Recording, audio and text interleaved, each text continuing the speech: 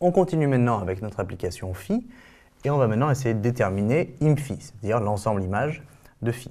Alors on a déjà montré que phi est linéaire, on a déterminé sa matrice représentative dans la base canonique de R2, et on a aussi montré que ker phi est égal au vecteur nul. On finit maintenant avec imphi. Alors imphi c'est l'ensemble image, et c'est toujours pareil, on va avoir une méthode standard que l'on va appliquer pour déterminer imphi. Alors, une chose qu'il faut bien comprendre, c'est qu'on a dit, et je vous le rappelle ici, que les vecteurs de la base canonique de R2, eh bien, sont les vecteurs 1, 0 et 0, 1.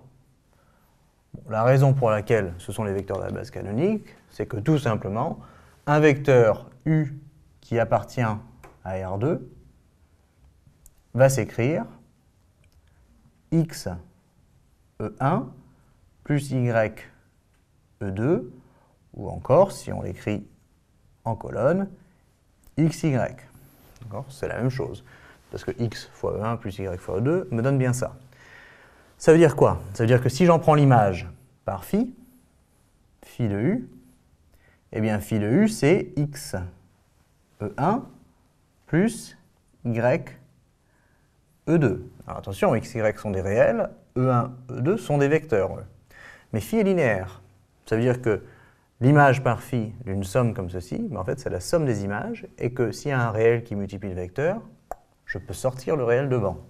Autrement dit, ça va être x fois phi de E1 plus y fois phi de E2. C'est la linéarité qui me le donne. Mais ça, c'est phi de U. Alors ça veut dire que c'est l'image par U, pardon, de U par phi plutôt. Et si x, y vérifie ceci, c'est-à-dire que U s'écrit xe1 plus ye2, eh bien xy vérifie aussi que phi de U1, c'est x phi de E1 plus y phi de E2. Et en fait, im phi, c'est l'ensemble des vecteurs V, pour changer de nom, qui s'écrivent x fois phi de E1 plus y fois phi de E2, avec évidemment xy des réels. Donc xy appartient à R carré. Voilà. Ça c'est imphi.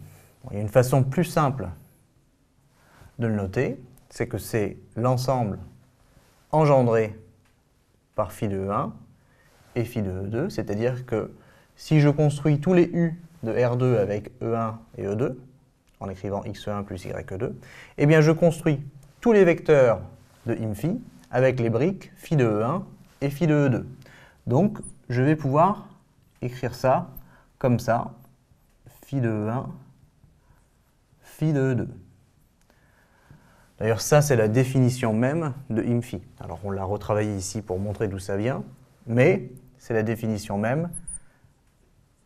Et cette notation vect signifie la même chose que ça. C'est-à-dire que tout vecteur de imphi s'écrit x phi de 1 plus y phi de 2. Or, phi de 1, on peut le calculer, c'est x vaut 1, y vaut 0. C'est donc le vecteur 1, 2. On les avait d'ailleurs déjà calculés quand on cherchait la matrice de phi. Et donc E2, c'est x égale 0, y égale 1, et on fait moins 1, 1. Donc tout vecteur de imphi va s'écrire x fois 1, 2 plus y fois moins 1, 1. Et on a bien déterminé imphi. Alors avec les autres exemples qui suivent, eh bien, vous faites exactement la même chose, méthodiquement, quitte à prendre un peu plus de temps, faire un peu plus d'étapes, et comparez bien aux résultats qu'on vous donne pour voir si vous avez bien maîtriser comment on détermine imphi.